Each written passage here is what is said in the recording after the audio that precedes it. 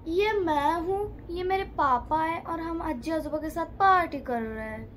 तर मम्मी इकडून लाकडं घेऊन येते, दादा तिकडून चंदन घेऊन येते, पप्पा आजी आजोबांना मदत करतायत चूल मांडायसाठी।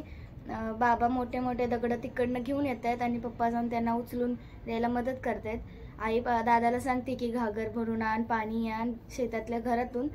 तर बाबाने ते सारखे इकडे तिकडे इकडे इकडे सारखे चालले होते। पप्पा सगळं ऐकत होते, आजी कसं म्हणते काय काय।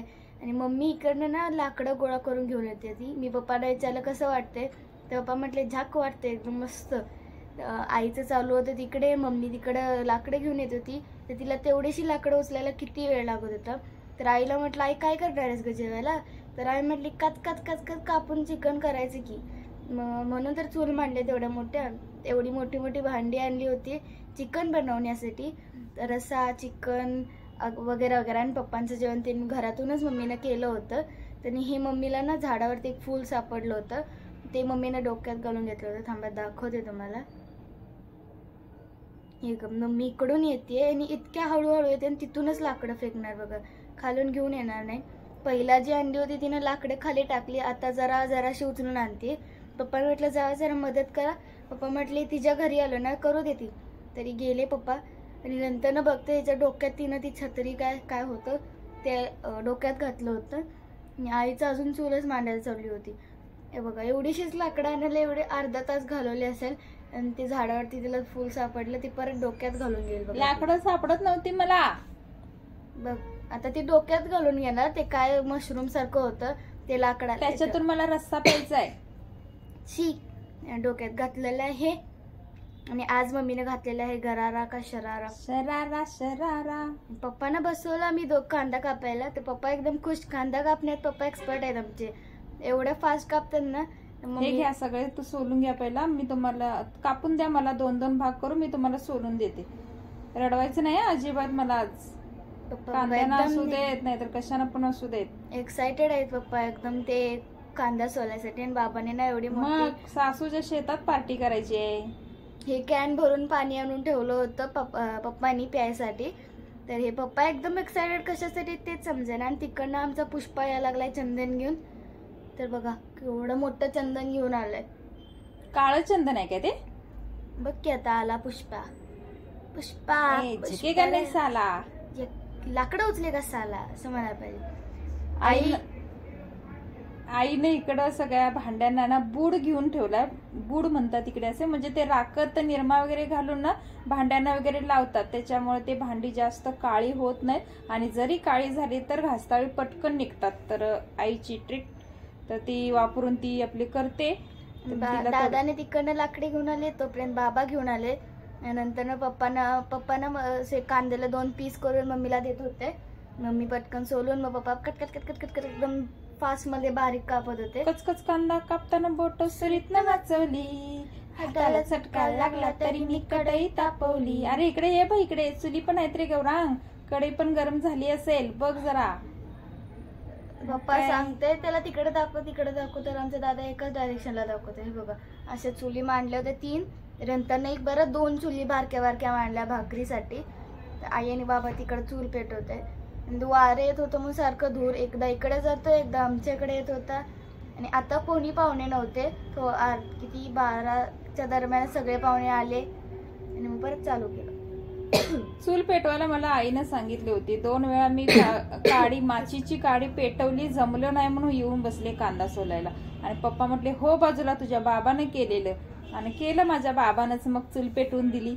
हे बघा इतकं हरभर शेत कसलं मस्त वाटतंय ना। आणि त्यात आमचं एक कुत्रं नव्हतं, ते कुत्रा आल्यावर नंतर ना मी त्या पप्पांच्या अंगावरच चढाले, कारण ते माझ्याच अंगावर येतं, बाकी कोणाच्या अंगावरच जात नाही। ती आमची डॉली आई दिसली ना की आईच्या जाऊन साईडला बसलं ते। हे बघा आम्ही इकडे बनवणार होतो चूल, पण दुसरीकडे बनवली आईनं।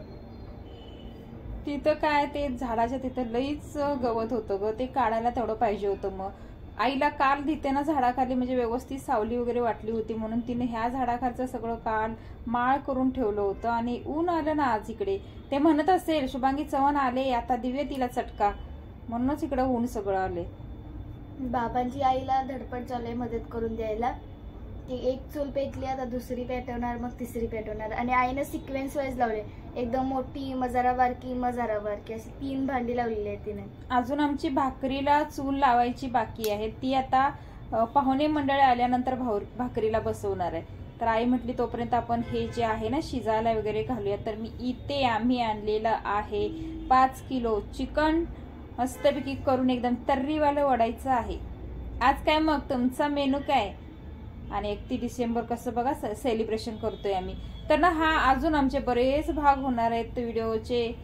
तर थोडे थोडे करून मी तुम्हाला पाठवून देते, जसं म्हणजे इथून होईल तसं पाठवून देते. मम्मीवरती ऊन पडल्यानंतर ना सगळं असं चकचक चकचक होत होतं. तिच्या ड्रेसला खूप सारे मिरर्स होते छोटे छोटे, त्यामुळे ड्रेस तिचा खूप चकचक होत होता. पप्पांना गरम होत होतं म्हणून पप्पांनी शर्ट काढून ठेवला. नंतर वारं सुटल्यावर परत शर्ट काढून बसले. बाबा याच्यात पाणी घालताय ते चिकन शिजवण्यासाठी. मी इकडे बघते मम्मीचे कारभार काय चालू आहे. पप्पांच्या साईडलाच बसले होते. पप्पांच्या डोळ्यातनं पाणी सुद्धा येत नाही कांदा कापता, इतका कांदा कापता. आम्हाला रडवतात आणि मग त्यांच्या डोळ्यातून काय पाणी येईल. आम्ही तर नुसते 2 कांदे कापता येणार असं डोळ्यातनं पाणी येतं. आणि हे पप्पा कट कापतायत आणि त्यांच्या डोळ्यातनं पाणीच येत नव्हतं. आई बघायला लागले बघा असं जावयाकडं. जावई आज सासूला मदत करणार आहे ना, त्याच्यामुळे बघायला लागले. आम्ही वेळी ही प्रकार आणलाच नाही, कारण की वेळी आणली की कसं होणार, मग आम्हाला कांदा बाकीचं काय असेल ते मग चिरून वगैरे द्यायला लागणार. म्हणून मी वेळीच घेतली नाही. सुरी आणि ठोकळाच असं घेतलं. ठोकळा म्हणजे जे कट करायचं असतं ना, तर तेच घेतले आम्ही, कारण की त्यांना म्हणजे माझ्या मिस्टरांना ना त्याच्यावरती चांगलं चिरायला येतं, मग त्यांनाच कामाला लावायचं होतं ना, म्हणून मी घेतलीच नाही वेळी. आणि आई ना इकडे भांड्यात पाणी गरम करायला ठेवते, कारण की मग मला ह्याच्यात भात पहिलं आई घालणार आहे. भाताला उकळलेलं पाणी पाहिजेत ना, त्याच्यासाठी मसाला वगैरे आम्ही घरातूनच करून आणले थोडंफार. म्हणजे सकाळी शाकाहारी जेवण मी घरी बनवले ना, तर इथे काही व्याप नको, माळकरी आहे, कुठंतरी हात लागेल, पाण्याचा तांब्या वगैरे असं होईल म्हणून. तर माझा शाकाहारीचं जेवण माझं होईपर्यंत आईनं मसाला वगैरे करून घेतला, त्याच्यामुळे थोडंसं बरं पडलं मला. मिस्टर म्हणतायत साडी घालून जायचं, तर हा मला अगोदरच ह्या ड्रेसमध्येच गरम होतंय. आणि ते एकतर अंगाला ना माझ्या 3-4 पुरळ, म्हणजे मुंगी चावले काय मच्छर चावले काय माहित नाही. अगोदरच माझे एक किती मला 3-4 ठिकाणी चावलेले आहे, ते बरं व्हायचंय तोपर्यंत आज 2-3 ठिकाणी पण मस्तपैकी चावून घेतलेलं आहे. मी नाही चावलेलं, मुंगीनं नाही चावलंय. मुंगीनं नाही तर मच्छरनं चावलं असेल. हे बघा लागले चुलीला. एकदा जाळ लागलं की, आणि चुलीवरचं जेवण एवढं फास्ट होतं ना, समजत पण नाही कधी जेवण झालं ते. आणि आमची आई तर ना तिला आम्ही सगळी तयारी करून दिली, पप्पानी आम्ही सगळ्यांनी. परत आता मामी वहिनी वगैरे सगळी येतील, तर फक्त आईनं फोडणी वगैरे दिली, कारण की ती जेवण ना मांसाहारी जेवण ना, शाकाहारी नाही मांसाहारी जेवण मम्मी मस्त बनवते. त्याच्यामुळे म्हटलं तूच बनवायचं. आणि एरवी पण ह्याच्या अगोदर पण तीच बनवत होती, त्याच्यामुळे काही प्रॉब्लेम नाही. आमच्याकडे ऑलरेडी आचारी आहे. गरमीत ना तिथे मग थोडा वेळ उठून बाजूला यायची, फोडणी वगैरे टाकायला परत गेली. असं करत ना मम्मीने तासाभरात सगळ्या एवढ्या लोकांचं जेवण करून रिकामी झाली. एकदा चुलीला जायला लागलं की मग काय टेन्शन नाही, हे नाव आमचे हे नाव काय बोलत नाहीत, गट्टी छो आहेत. त्यांना आईनं सांगितलंय तू उठ, तिथली धूर यायला लागलाय. बरं म्हटलं, मग पुढच्या भागात नवीन बघूया.